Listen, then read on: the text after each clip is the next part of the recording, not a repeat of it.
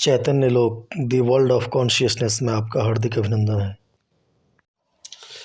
दूसरे अध्याय का महात्म। श्री भगवान कहते हैं, लक्ष्मी, प्रथम अध्याय के महात्म का उत्तम उपाख्यान मैंने तुम्हें सुना दिया। अब अन्य अध्यायों के महात्म श्रवण करो। दक्षिण दिशा में वेद वेत्ता ब्राह्मणों के पुरंदरपुर नामक नगर में श्रीमान देव शर्मा नामक एक विद्वान ब्राह्मण रहते थे।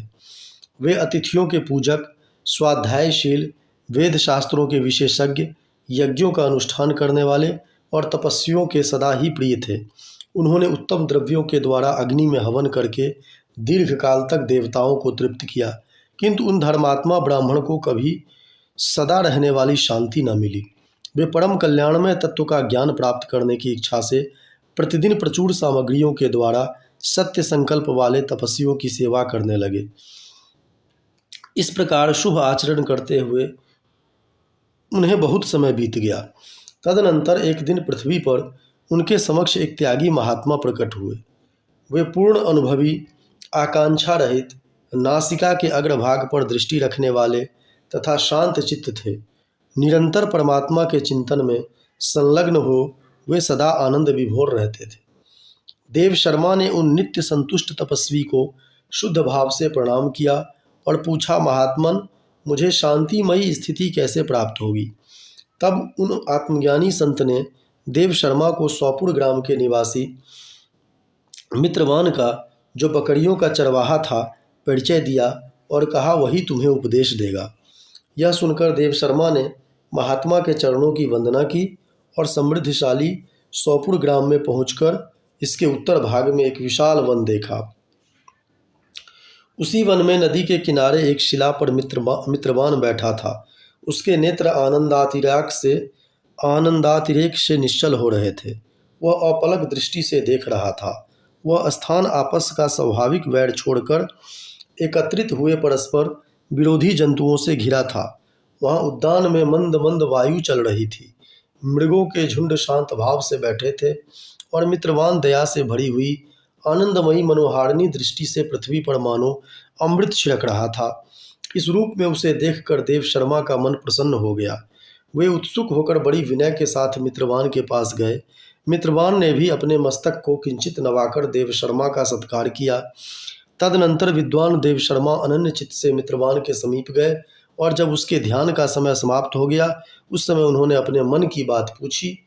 महाभाग, मैं आत्मा का ज्ञान प्राप्त करना चाहता हूँ। मेरे इस मनोरथ की पूर्ति के लिए मुझे किसी ऐसे उपाय का उपदेश कीजिए जिसके द्वारा सिद्धि प्राप्त हो चुकी हो। देव शर्मा की बात सुनकर मित्रवान ने एक क्षण तक कुछ विचार किया। उसके बाद इस प्रकार कहा, विद्वान, एक समय की बात है, मैं वन के भीतर बकरियों की रक्षा कर रहा था। इतने में ही एक भयंकर व्याघ्र पर मेरी दृष्टि पड़ी, जो मानो सबको ग्रस लेना चाहता था। मैं मृत्यु से डरता था, इसलिए व्याघ्र को आते देख बकरियों के झुंड को आगे करके वहां से भाग चला, किंतु एक बकरी तुरंत ही सारा भय छोड़कर नदी के किनारे उस बाघ के पास बेरोक टोक चली गई। फिर तो व्याघ्र भी द्वेष छोड़कर चुपचाप खड़ा हो गया। उसे इस अवस्था में देखकर बकरी बोली, व्याघ्र, तुम्हें तो अभीष्ट भोजन प्राप्त हुआ है। मेरे शरीर से मांस निकालकर प्रेम पूर्वक खाओ ना। तुम इतनी देर से खड़े क्यों हो? तुम्हारे मन में मुझे खाने का विचार क्यों नहीं आ रहा है?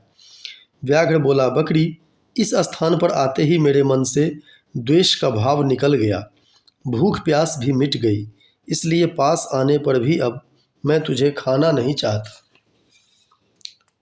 व्याघ्र के योग कहने पर बकरी बोली, न जाने मैं कैसे निर्भय हो गई हूँ, इसका क्या कारण हो सकता है?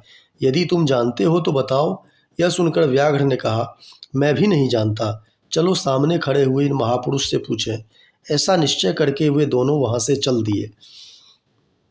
उन दोनों के स्वभाव में यह विचित्र परिवर्तन देखकर मैं बहुत विस्मय में पड़ा था। इतने में उन्होंने मुझसे ही आकर प्रश्न किया। वहाँ वृक्ष की शाखा पर एक वानर राज था। उन दोनों के साथ मैंने भी वानर राज से पूछा। विप्रवर, मेरे पूछने पर वानर राज ने आदरपूर्वक कहा, अजापाल, सुनो, इस विषय में मैं तुम्हें प्राचीन वृत्तांत सुनाता हूँ। यह सामने वन के भीतर जो बहुत बड़ा मंदिर है, उसकी ओर देखो। इसमें ब्रह्मा जी का स्थापित किया हुआ एक शिवलिंग है। पूर्व काल में यहाँ सुकर्मा नामक एक बुद्धिमान महात्मा रहते थे। जो तपस्या में संलग्न होकर इस मंदिर में उपासना करते थे। वे वन में से फूलों का संग्रह कर लाते और नदी के जल से पूजनीय भगवान शंकर को स्नान कराकर उन्हीं से उनकी पूजा किया करते थे। इस प्रकार आराधना का कार्य करते हुए सुकर्मा यहाँ निवास करते थे। बहुत समय के बाद उनके समीप किसी अतिथि का आगमन हुआ। सुकर्मा ने भोजन के लिए फल लाकर अतिथियों को अर्पण किया और कहा, विद्वान, मैं केवल तत्वज्ञान की इच्छा से भगवान शंकर की आराधना करता हूँ। आज इस आराधना का फल परिपक्व होकर मुझे मिल गया, क्योंकि इस समय आप जैसे महापुरुष ने मुझ पर अनुग्रह किया है। सुकर्मा के ये मधुर वचन सुनकर तपस्या के धनी महात्मा अतिथि को बड़ी प्रसन्नता हुई। उन्होंने एक शिलाखंड पर गीता का दूसरा अध्याय लिख दिया और ब्राह्मण को उसके पाठ और अभ्यास के लिए आज्ञा देते हुए कहा, ब्राह्मण, इससे तुम्हारा आत्मज्ञान संबंधी मनोरथ अपने आप सफल हो जाएगा। यह कहकर वे बुद्धिमान तपस्वी सुकर्मा के सामने ही उनके देखते देखते अंतर्ध्यान हो गए।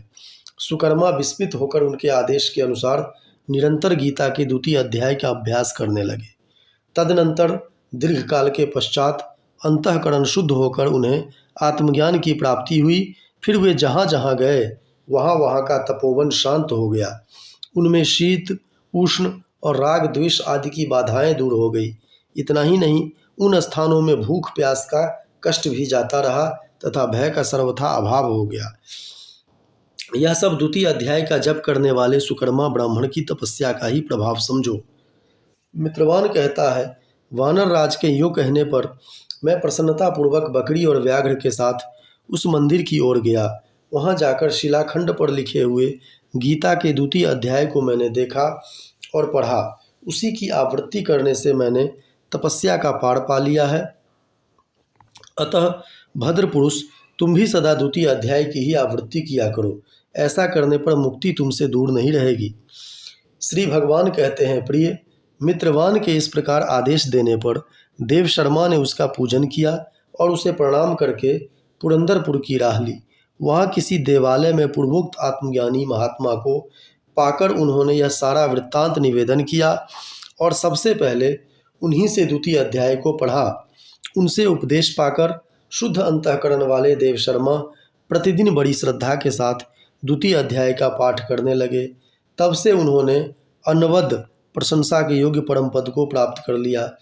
लक्ष्मी, यह द्वितीय अध्याय का उपाख्यान कहा गया।